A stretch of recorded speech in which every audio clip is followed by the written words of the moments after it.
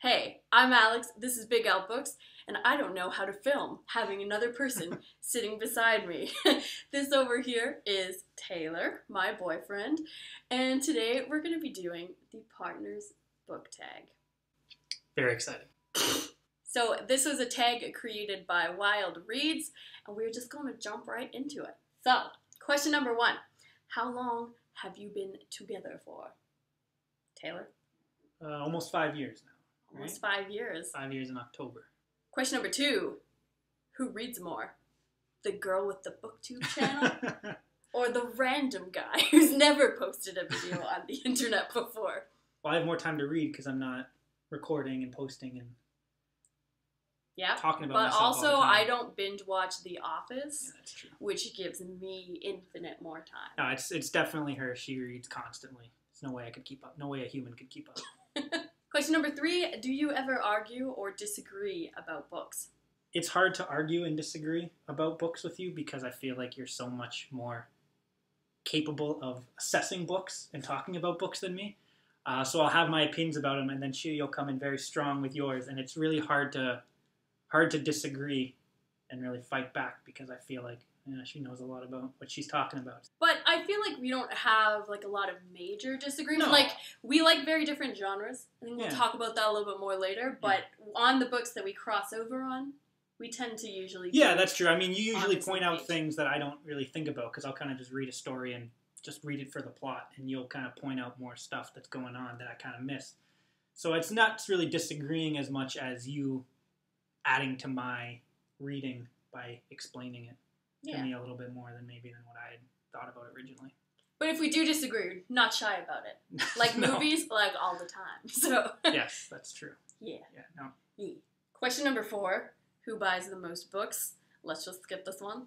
No need to go into that one. Well, I would like to talk about it a little bit. It's obviously you, again. We will plan vacations, trips out around the bookstores that we can find. We just got back from New Orleans, and I think we went to 2 or 3 bookstores there. I bought no books on that trip. Not that I have nothing against books, but I bought no books. She bought quite a few. Missed opportunities. There'll be times where we were both out in the city, and she'll call me like, "Oh, Taylor, I need your help. Please come quick." And I'll show up, and she's at a bookstore, and she's just got an arm full of books. And when she really needs my help, it's to carry her books around while she buys more of them. Yeah. So I buy like a normal amount of books, I would say, but I can't possibly keep up with Alex. We have 5 or so full bookshelves in our apartment, 5 in a bunch of random piles, and 2 levels are mine, and then there's like 30, 40 levels are hers. Yeah, I was hoping you weren't going to pull the statistics on me, but it's true, and it's for the best, because if there were like 2 of us that consumed books at the rate that I do, we'd have to move. It would be a hoarder situation. Yeah, well, we'd have to move. Fast, Yeah.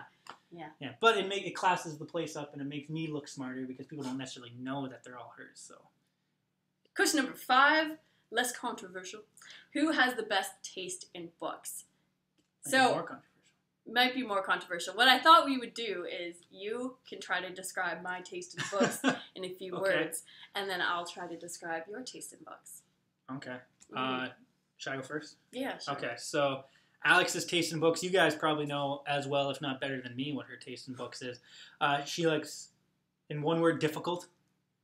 Things that are hard to read, things that are very well written, things that are written in an interesting way, where you where you can enjoy the writing. Difficult, hard to read, really enjoying digging her teeth into a long book that would intimidate most people, and especially me. So I think I win for best taste. Just well, kidding. Hold on. I'm a lot more like pretentious, I guess. Pretentious AF over here. Yeah, you never really look down on anything I read, though. So I wouldn't say maybe not pretentious. Okay. Make me feel bad about what I read, but cool.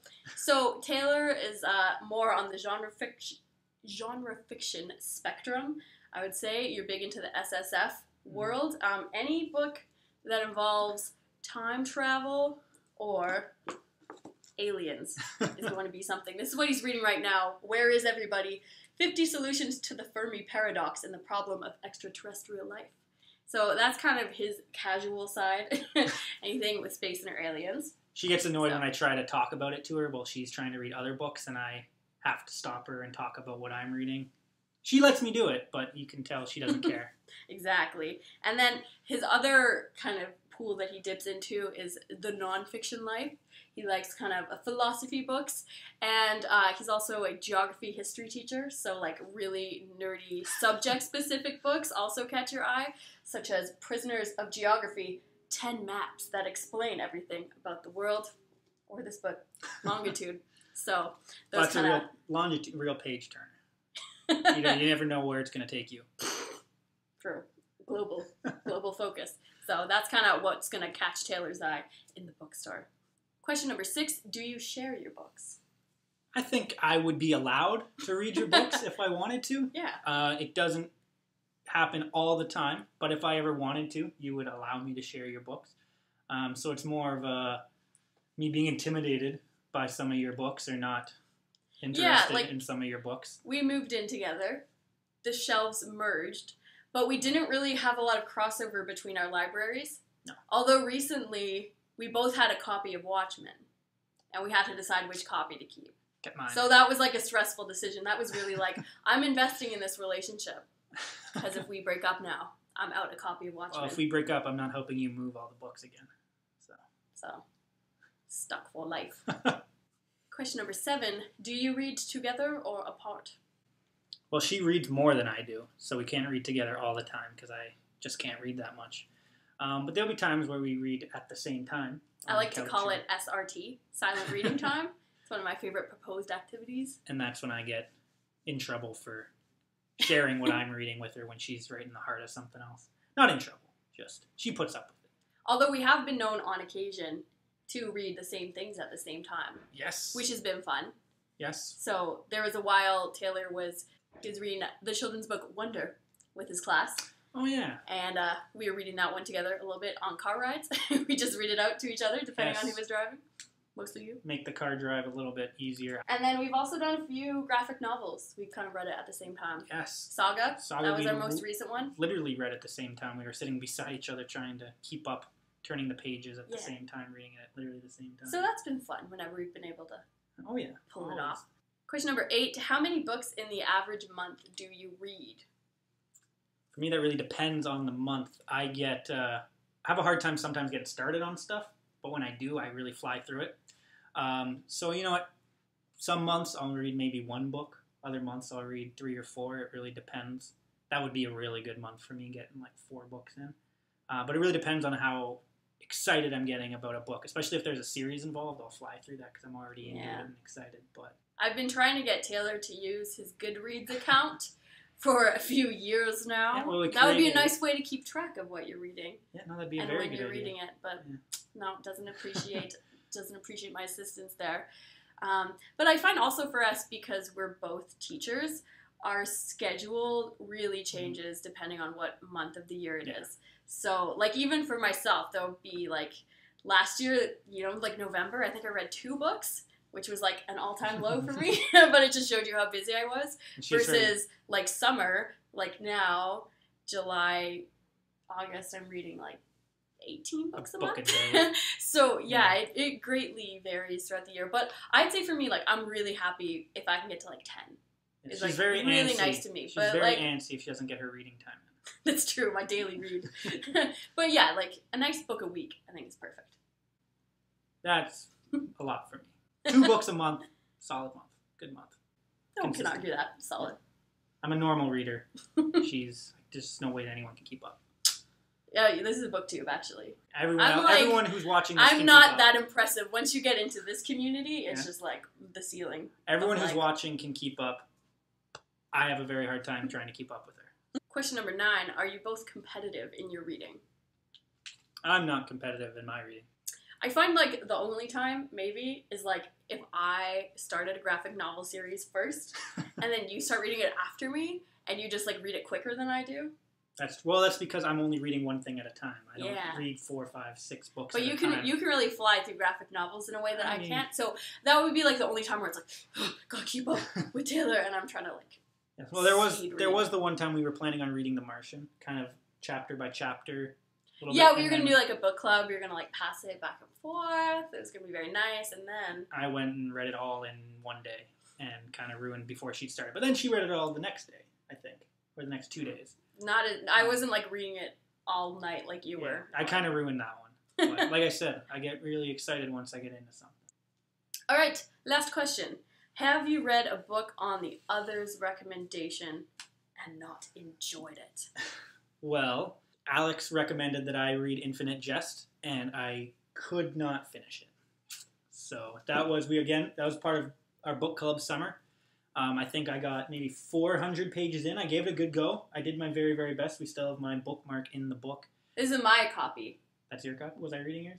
Anyway, I couldn't get through it. Stuff came up, and I lost my momentum, and I haven't gone back into it. I'm very intimidated to try to remember where I was. I made it to page 367 out of 1,700. But that was 1,077 pages. That was like your third, fourth reread of it, though. Yeah.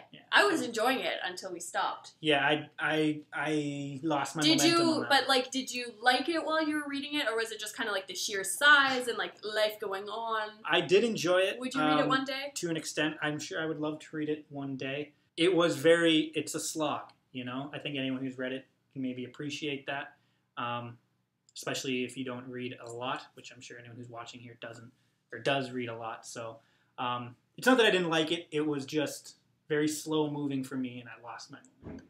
And it's funny, as someone it was like my third read of it, mm-hmm. It's so fun, and you're so into it because you know what's going on, but the first time through this book, it's actually really confusing. And I think it's very evil that David Foster Wallace designed a book that's 1,000+ pages to have to be read multiple times. That's kind of a dick move. My grandma started reading this on my recommendation, which I never thought she'd pick up something like Pomo like this. And I think it was kind of like you. She was like enjoying it while she was reading it, but it was just like, she took it out from the library like a fool, and like, you can't finish this in the 3 weeks that they give you. So and you can't get away from it. You can't get away from it. It's too hard to come back in. There's too much happening to try to remember where you were. We will have to start over again. Yeah. Which is kind of why I'm putting it off. I was also thinking, you read Saga on my recommendation. Yes. I was getting real into this series. Thank you for that. Yeah.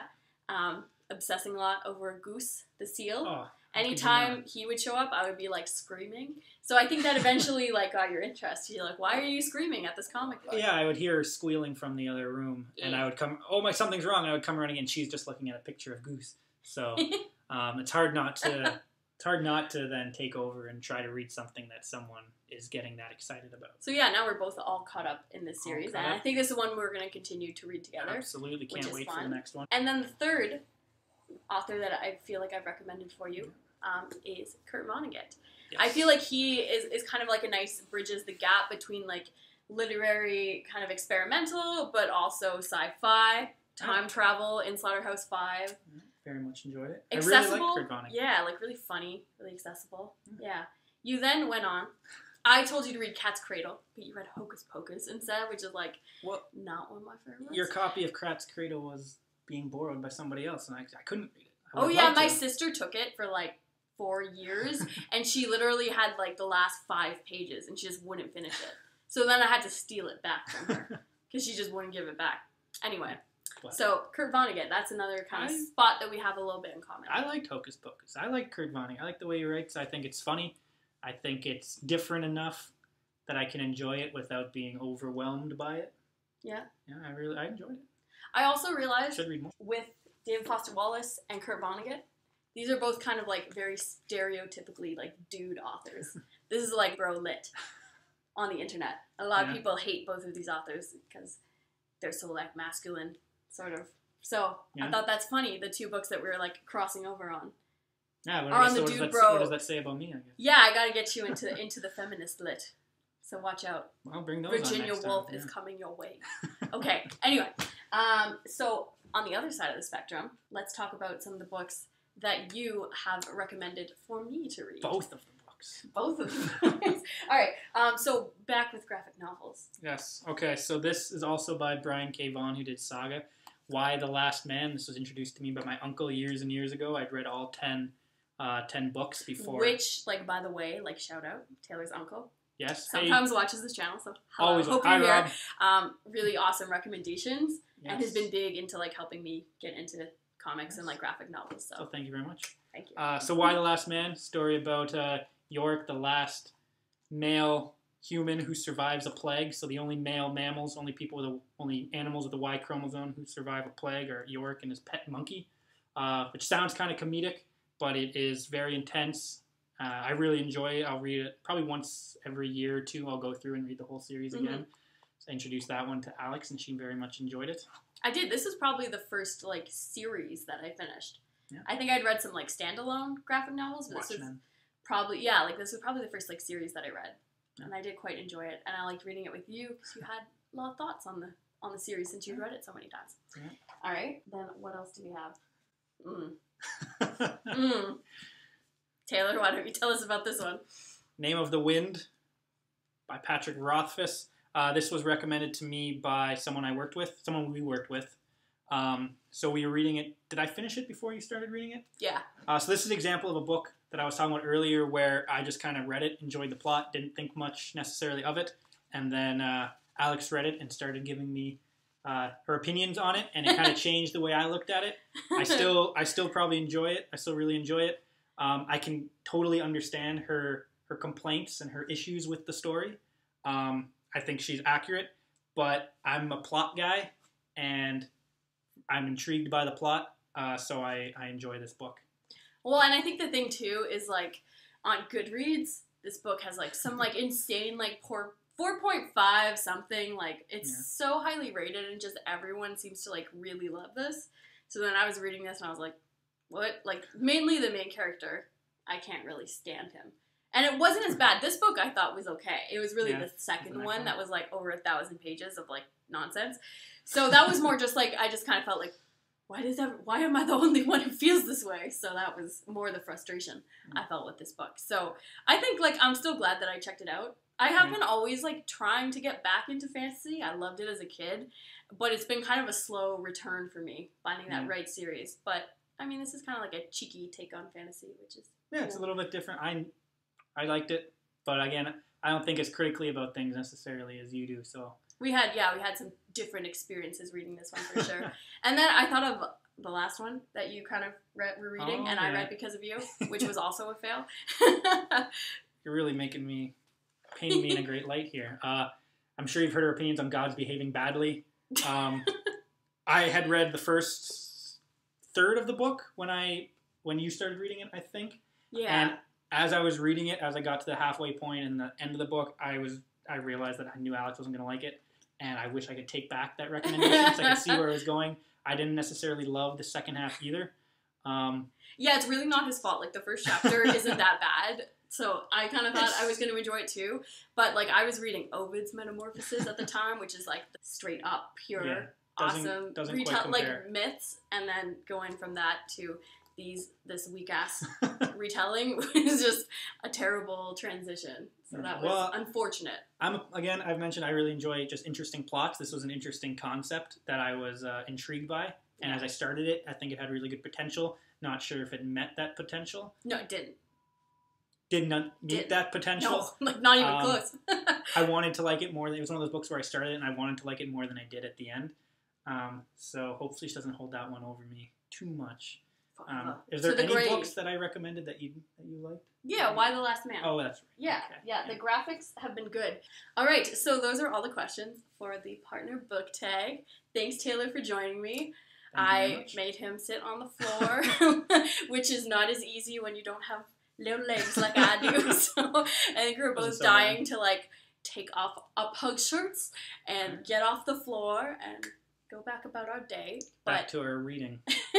Thanks, guys, so much for watching, and we'll see you again next time. Let me know if you want more content from this fool again. Yeah, if you enjoyed me being on, mention it. If not, just don't be mean to me and just don't say anything.